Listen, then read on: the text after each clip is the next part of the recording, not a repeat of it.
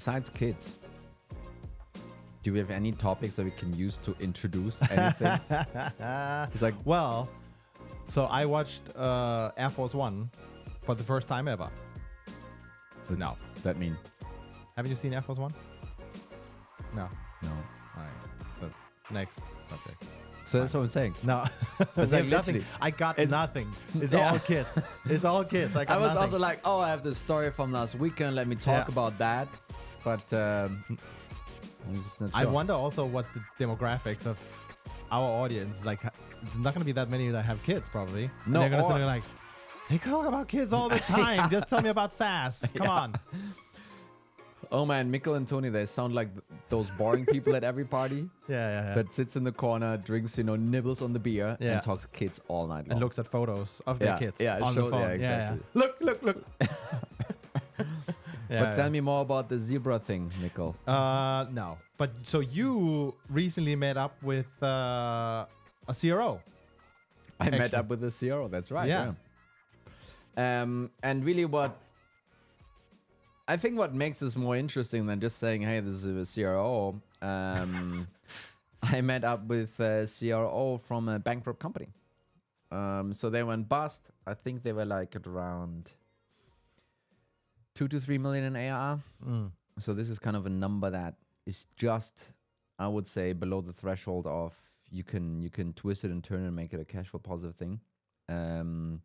And I discussed with her, the learnings, really coming out of this, right? And I think the interesting piece was really that she previously basically went through a journey from 0 to 100 million. Yeah. Not as the CRO, as like an individual contributor, and then a leader eventually, and then went into the smaller company to be the CRO there. And the realization was that while she successfully managed the revenue side of the business, it just didn't really fully work out, and it didn't really work out because they were still in product market fit. Kind of in that stage, they were still looking for that. The problem wasn't the go-to-market side. The problem, was basically the product market fit side.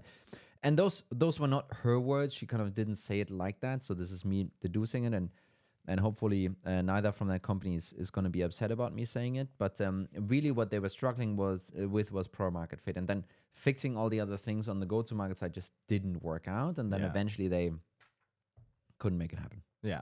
Right. And I think, discussing this with her, I was also reflecting on some of the other things that, when I was CEO of, the another company, we, and it took me a while. So we basically had fantastic product market fit in Denmark, like fantastic. You could say that we have extremely good market fit in the UK as well. But we actually didn't have product market fit in some of the other geographies that we were operating in.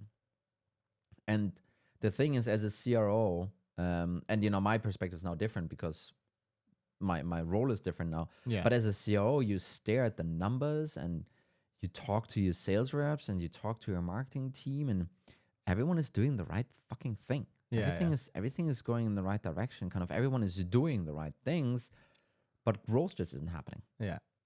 It's just not working out. And you sit there and, my hair was already torn out. So I couldn't keep Nothing doing left. that anymore. And I just couldn't figure out why was that specific geography not working compared to the other one. And it took me a while, and maybe it took me a little bit too long. And, still the whole story ended extremely well. But it was that we, in this specific geography, we did not have product market fit. Yeah. Period. That was simply what it was. And we had a different initiative in the same company where we wanted to go, upmarket from a SMB to a mid-market sales process. And we had the right outbound guys. We, said the right things on those calls. We got to a couple of further steps in the process, and we struggled to close those deals because features were missing in the product. Yeah. Right. And at first, when you hear this as a CRO of like a company, it's like, yeah, blah, blah, features, sure. That's why you can't close this deal. Shut up and, become a better salesperson. Yeah. But over time, it became increasingly clear that for that segment or the market, we simply didn't have product market fit. We just didn't have it, right? And I think that's to a degree, I think what she also, went into and realized maybe a tad too late, and maybe with her skill set and so forth, it might have been better for her to realize it before she joined. And it really is that as revenue leaders, I think we have a massive blind spot on the product side. I think so. We are so focused on all of our metrics, and everyone can be really knowledgeable around this by throwing on ACV and ARPA and CVR and whatever.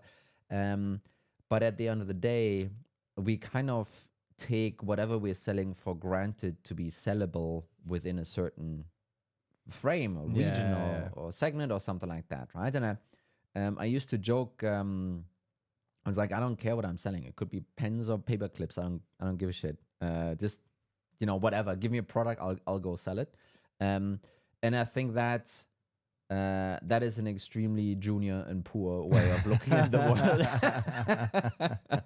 world. Sounded good when I said it back then, but I think it's extremely silly now looking back. And I think the missing piece is that revenue leaders, they do have to understand what happens on the product side, and the reason why they don't have to understand each feature and each button and all of these things. That's not what this is about. But they need to understand what is the problem that piece of software is actually helping that specific customer. You can call it ICP, helping to solve. Right? And if you don't understand that, I think you're leaving a massive piece behind of you looking at your funnel and the funnel looking great and everything. But you just not seeing that there's another issue that's holding you back. And I think that's what we really want to get into today is, when do we know that there's a problem from a product perspective? And how do you go about it, basically, right? So you kind of said it, you need to know whether it's solving a problem the customer has. And that's kind of the... And I think what we're not talking about, just to be kind of really clear, is this typical, rep comes to you and it's like, oh, I lost this deal because of this feature. Product teed up a big release and you missed target because it slipped into next quarter or whatever. Same, customer churn because of stability issues. I mean, it's like the list goes on. And I think all of us operators have heard each of these stories many, many times. And at some point you just, become numb to it to a degree. You're like, okay, yes. Welcome to your job in SaaS. Yes, product will hold you back. That's part of the job description, my friend. That's how this whole thing works. Now get over it and figure out how you can sell it anyway, right? And again, there are things where that is the right attitude, but that's not what we're talking about today, right? Kind of, there are some fundamental pieces that sit behind, and I think that's the interesting conversation. And we have some people listening that are below 10 million. And then we have some folks listening that are above 100, 150, 200 million. And it feels like, product market fit for those folks, for the earlier ones, sure, that makes kind of sense. But for the other ones, like, why would this be interesting to us? Well, the reason why it's interesting to you is because you're going to add more products as a company, because that's how you add more S-curves, and that's how you're going to keep growing, by the way. You're going to explore new segments. You're going to explore new geographies. In some cases, you might be exploring new industries. The list goes on. And product market fit is usually a company stage, company-wide thing. But as you grow, you will need to hit product market fit for your sub-segments as well, for your sub-parts of the organization. The organization as a whole, don't get me wrong, is at product market fit. But there's one specific piece you're looking at might not be. And again, if you're looking at your fancy dashboard with all the metrics, and you're not asking yourself the PMF question for that specific area, you will not be able to solve the riddle. No. You just will not be, right? So I think this is equally important and interesting for more early on teams and also the more mature teams. Let's get into it here. I think the first question that people might ask themselves is, well, do I have product market fit. What does it actually mean? I don't want to go into this whole Y Combinator startup BS world here. I want to make it extremely tangible for revenue leaders instead of founders and CEOs, just revenue leaders. And especially RevOps, listening, they will be like, well, that's easy, Tony. We look at GRR, we look at NRR, we look at LTV, we look at CAC to LTV, we look at all of these wonderful numbers. And there is merit to it. You can even look at CSAT, you can look at NPS, you can look at all of those numbers. And there will be a bit of a message in there that might help you to say, at least, yes, we have it. But I would challenge you and say, well, it's it might not necessarily tell you whether you do have it or not, but it's sorry, we need to cut this out.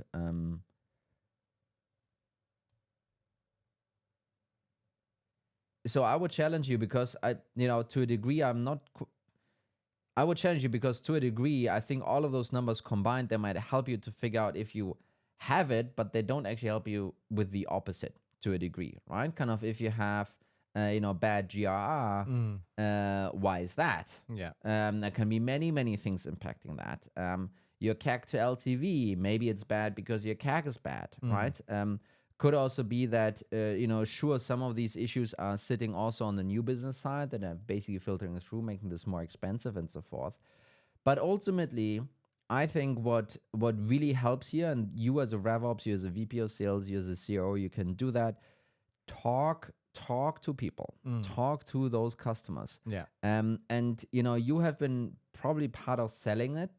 Just say you're VP of sales or CRO. You, in order to sell more difficult pieces of software, you need to understand what's the problem that they're having. You need to then position you as a solution to that problem. And then they need to be onboarded and they should be able to solve the problem that they had initially. All right. And you need to talk to folks and see if the problem that you've identified is actually being solved by your software. If that is not the case, I would argue PMF for that specific subcomponent of the company as a whole is kind of a question mark.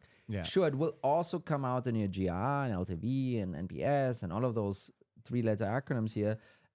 But at the end of the day, what this whole thing is about is, again, someone has a problem, and sometimes you need to help people realize they have a problem. Don't get me wrong. Yes, that's also there. You present a solution to that problem, and then you need to figure out, did we actually solve the problem or not? And that is super simple and super straightforward. I'm sorry, this is kind of an easy way for you to figure out what is going wrong in my go-to-market? Why are all my numbers not lining up in the right way? And this is an easy way to dig into it and have that conversation. I think also if you go back to your example with the geography that didn't work out, if you'd done that, they might tell you, well, Tony, we can't use it because I can't do these 3 things. Yes. Like, that's why. I'm not going to buy it. Sorry. And I think getting that, brutally honest truth from potential buyers and customers, that's going to change a lot of things for you. No, and it's the same thing with if you lose deals in the late stages because of recurring patterns, and say, oh, there's a feature risk. But it might also be so in our case, it was when we sold to bigger organizations, it was filtering grouping functions on your employee roster. It's like, that makes sense. But if you sell if 95% of your revenue is selling to companies that have 10 to 20 people, you know what you don't need?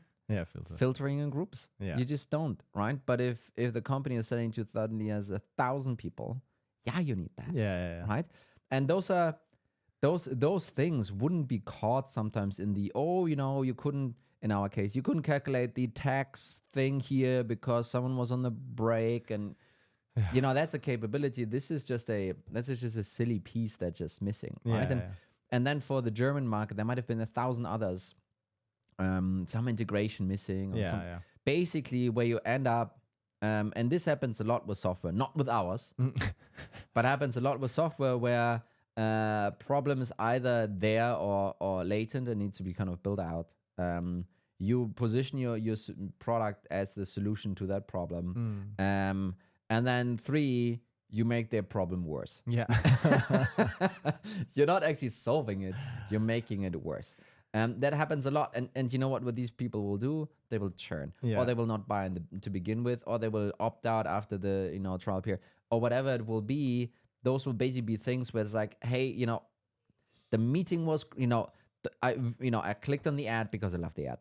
I was on the website. I totally got what this is about. Yeah. I requested a demo, and a second later, I had a wonderful person on the call that talked me through it. I had this AE that took me through the process. Everything was great. The product was demoed. I loved the product. Everything about it. I logged in. I couldn't do shit.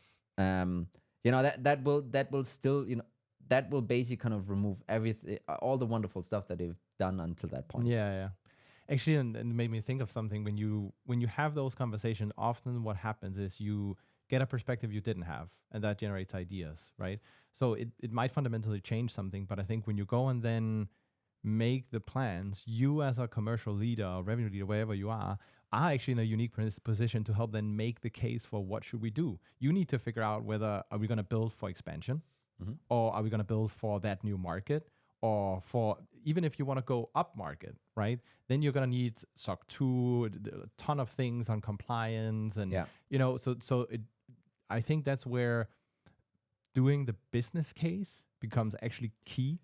I think it might even be easier because should do the business case as well, and you'll get into the hair of the product folks, and that's going to be a fun conversation. But the other thing is, suddenly you can talk with authority about these things, not in hypothetics. And I saw on this feature request that I saw on Slack last week, maybe that someone said, I think this. Yeah. You can say, no, I talked to those 5 people. They said the same thing, and that's what's. I'm sorry, they cannot use this tool because of that, right? And not everything is a blocker. I cannot get it.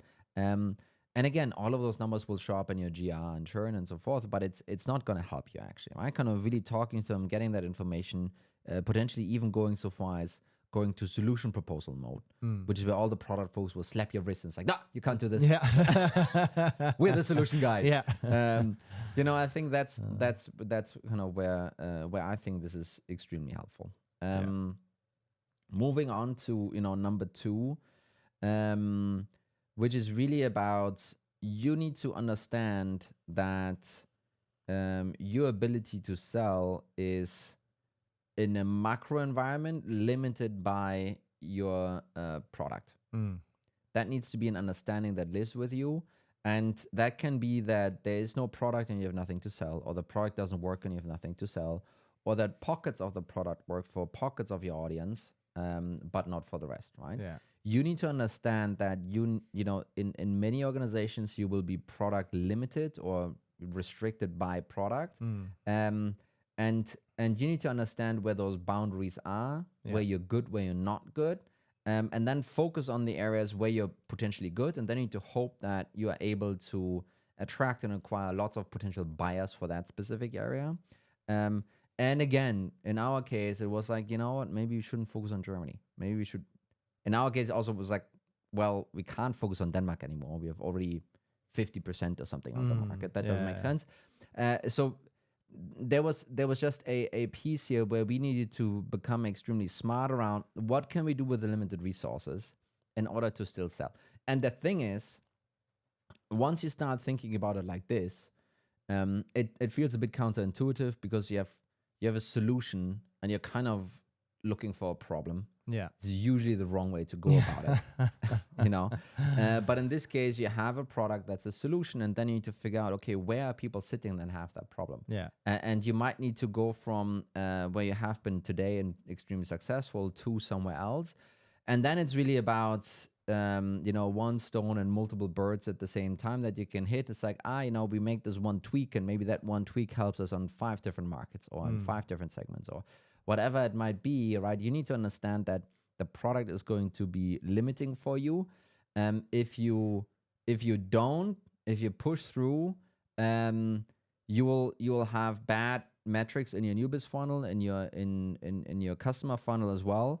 And you're doing all the right things. It will be super demotivating for the team, by the way, as well. You're doing all the right things, but you're just not being able to push through, and you're forgetting about this limitation that sits around you. So be extremely mindful of what the product limitations are. Yeah.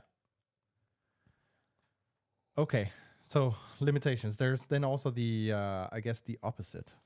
So let me just go to, maybe cut this out, but so let me just go to kind of the last point here. So product market fit is a moving thing. It's a living and breathing and moving thing. Yeah. Again, you as an organization might be able to hit PMF at some point, but it will still linger around, and it will basically make selling and retaining harder if, the further you move away from this, right? So again, it creates this filter on all of the stuff you're doing on the CRO side that makes things either worse or better, right? So how, as PMF is moving, how, what are good ways to try and keep tabs on that and try and make sure that you're following behind instead of forgetting about it. And I think there can be a healthy debate around the executive team who should be doing this. And, yes, it will be probably product and so forth. I would recommend, again, also to be able to weigh in this conversation on the executive level. Have some of that intelligence also sit in your team on the CRO side and the revenue side. And things I can only recommend doing, one, when someone churns exit interviews. Yeah. It's really horrible, really hurts. Yeah. But it's just like with an employee that's leaving, HR wants to know why they're leaving, and maybe they're asking them a month or two later when, things have cooled down. Here, the same thing. You wanna have a conversation with those companies, and you want to try and understand, okay, why did you leave? Yeah. Give it to me straight. Don't sugarcoat it. This is an opportunity for me to learn and make it better next time. And the nuggets that you will get there, they will, in many cases, they will be connected to product market fit moving, right?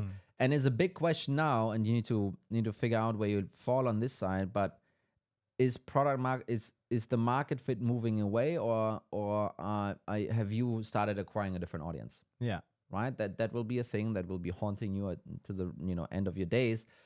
But you wanna keep this as aligned as matched as possible.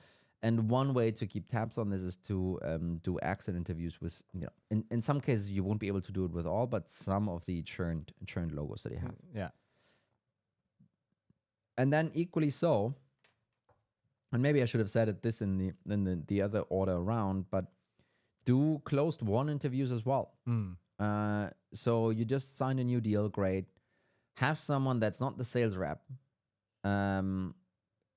it kind of questionnaire style almost, jump on a call with that decision maker for 10-15 minutes and ask questions. So why did you buy this? Tell me, and what's really interesting is you'll get the true first associations of why they bought this thing. Yeah. And sometimes you may get, this just looked much better than the competitor. So, and they will rarely, many of those buying decisions are emotional to a degree. Yeah. So this will be a real asset for you to have the better looking product, I'm sure. But they will tell you clearly why they bought it, and you need to keep in mind that this is them as a persona buying it. It might not be that this is why the organization and the economic buyer bought it. The reasons for the decision maker and the economic buyer buying, they might be completely different. Yeah. And you just need to be aware of that, right? And those will be extremely insightful, because these things are then also, okay, this seems to be a trigger point for people, like in a positive way. Let's move this up on the list on the website. Yeah. Let's have them get to that trigger point faster and so forth, right? And in our case, we're also sometimes asking, so but why did the CFO buy? Why did the economic buyer buy? And they're, by the way, usually not going to say, oh, it's because I have a productivity gain. Yeah. They don't care about this. You can do, I don't want to go to a pitch here now, but you can do fantastic things that will help you grow better. And that's why the economic buyer said yes, right? And those will be things you'll figure out there. I think the powerful thing is also when you operate, you will work with a set of assumptions, because then you can move faster as an individual and as a team, right? But some of those assumptions might be wrong, and we all have them, right? And I've experienced myself hopping on a call, even here at Growblocks with a customer on a closed one and realizing something I thought was silly, that was the key driver for the decision of buying, a license with us. It's just, then you start forming, okay, maybe I am wrong. I need to talk with a few more people and see, is this actually then a thing? And then go and change. And I think that's true for the exit interview and for the closed one is really the, when you go through your life, you expect a pen to fall off the table, because that's just how the laws of physics works, and you're okay with that, right? Where learning happens if the pen doesn't fall off the table. It's like, what is going on now, right? Kind of, that's different. That's against your expectation. This is not what you thought would happen. If you talk to a customer, either recently churned customer or newly joined customer, and you go in with an expectation of they bought this for 3 or 4 or 5 or whatever different reasons, and they give you something else, this is where your brain breaks just a little bit. And where you then have an opportunity, wait a minute, I'm not seeing something properly. I don't understand this problem yet well enough because apparently I forecasted it wrong. Right? And all of these little opportunities to learn, I think this is, again, going back to product market fit, either for the whole of the organization if you're small, or for parts of the organization if you're really big, to basically kind of keep updating this. Like, okay, new information, I understand this now, and kind of need to update my understanding of product market fit. And the difficulties here, it might be the product that moved, it might be the audience that moved, and you need to try and make sure that these things kind of stay in touch. And then the last thing on this one, and this is I don't know, I think it's a good one. I think it's maybe it's boring. You guys decide, but it's really take a step back. Maybe you were on vacation a week or two in Europe. In Denmark, sometimes you're 3 weeks on vacation, by the way. And then when you're on vacation, pour yourself a glass of wine and go to your website and read what's on the website. Actually read it. Maybe even create a fake email and sign up and see what the experience is. Think about what's written on the website and what is really in the product. Go through this. Try and look at your website and your company with the most naive, innocent eyes of a prospect that newly finds you, and ask yourself, are all of these things actually in sync? Is it actually aligned? Is the website telling the same story that your reps are telling? Are your reps telling the same story that your product can deliver? And it's really difficult to get to that point when you're like in the weeds, because then there's, of course, this is almost a professional pride thing if you were to question that. Yeah. But if you get a little bit of distance between yourself and the GTM, looking at this with ideally fresh eyes might give you some clues in like, wait a minute, maybe something isn't quite working out. And by the way, and if you don't want to go on vacation all the time, which some people really like, this can also be good with new people newly that you hire. Yeah. Right. People kind of coming to the organization, ask them about what they think, because they have basically a fresh perspective on this. And there might surface conflicts. And some of those conflicts you might know and you're okay with, but some of them you might be surprised about. And again, that will update your understanding of how this thing works and what you should maybe be doing about it. Okay. So we talked a bit about when the product is holding you back. We talked about falling in and out of product market fit, limitations of the product, and a bunch of other things. This is really a key to growing and keep on growing. I think it's a massive blind spot of most revenue operators, not actually thinking enough about product and how it works and what it's solving. And it's, look at this like a lens. You have your wonderful bow tie, you have all the metrics, everything is ticking in the right direction. Everyone is doing exactly like you want them to do it. But you have a multiplier on the side, which is how much of a good fit is your product for this. And that multiplier can be going in the 1 and up. It can also go 1 and down. Right. And if you're between the 0 and 1 here on the multiplier side, you're just putting the brakes onto your go-to-mind. You need to be aware of that. Boom. Thanks, Mikkel. Thank you, Tony. Thank you, wonderful listener. Bye-bye. Bye.